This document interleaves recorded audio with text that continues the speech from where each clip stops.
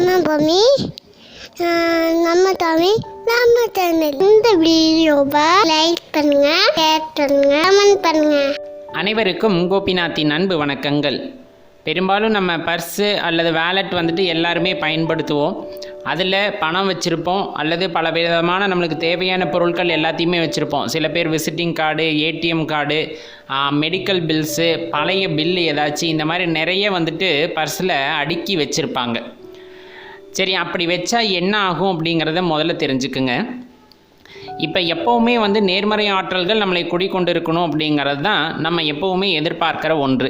இப்போ நம்ம பர்ஸு வச்சுருக்கோம், அதுக்குள்ளே நிறைய கடன் அட்டைகளை வச்சுருக்கோம் அல்லது பில்ஸ் ஏதாச்சும் வச்சுருக்கோம் அப்படின்னா கண்டிப்பாக உங்களுக்கு செலவுகள் ஏற்பட்டு கொண்டே இருக்கும் அப்படின்னு குறிப்பிடப்படுது.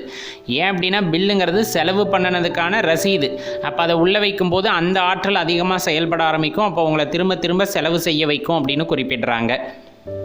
அதே போல் இப்போ நீங்கள் பிறருடைய அந்த விசிட்டிங் கார்டு அப்படிங்கிறத உங்கள் பர்ஸில் வைக்கிறீங்க அப்படிங்கும்போது இன்கேஸ் அவங்களோட பவர் கொஞ்சம் அதிகமாக இருக்குது, நல்ல செல்வாக்கானவங்களாக இருந்தால் உங்கள் பர்ஸில் இருக்கக்கூடிய அந்த ஆற்றலையும் இழுத்து அவர்களுக்கு கொடுக்கக்கூடும் அப்படின்ட்டு ஒரு கருத்து நிலவுது. அதனால தான் சொல்கிறது, மற்றவங்களோட விசிட்டிங் கார்டை எக்காரணத்தை கொண்டு உங்கள் பர்ஸில் வைக்காதீங்க அப்படிங்கிறது. அப்படி விசிட்டிங் கார்டை வச்சுருக்கணும்னு ஆசைப்பட்டீங்க அப்படின்னா பர்ஸில் வைக்காதீங்க, தனியாக விசிட்டிங் கார்டு ஹோல்டர் இருக்குது, அது வாங்கி வச்சுக்குங்க. அதே போல் பழைய மெடிக்கல் பில்ஸ், அது ரொம்பவே டேஞ்சரான ஒரு விஷயம். நீங்கள் ஏதாச்சும் மருத்துவமனைக்கு போகிறீங்க அப்படின்னா அதை கொண்டு போய் உங்கள் பர்ஸில் வச்சுக்காதீங்க. பர்ஸ் அப்படிங்கிறது லக்ஷ்மி வாசம் செய்யக்கூடிய இடம்.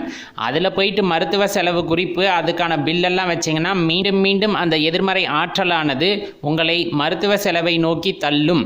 அதனால் உங்கள் பர்ஸில் இருக்க பணமானது விரயமாக கரைந்து போகும் அப்படின்னு குறிப்பிடுறாங்க. அதனால் பர்ஸை பொறுத்தளவு பார்த்திங்கன்னா தெய்வ படத்தை வைங்க அல்லது பணத்தை மட்டும் வச்சு பழகுங்க.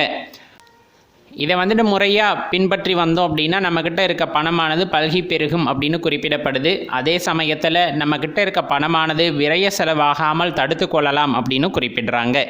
நம்ம பூமி நம்ம தமிழ் நம்ம சேனல். இந்த வீடியோவை லைக் பண்ணுங்க, ஷேர் பண்ணுங்க, கமெண்ட் பண்ணுங்க.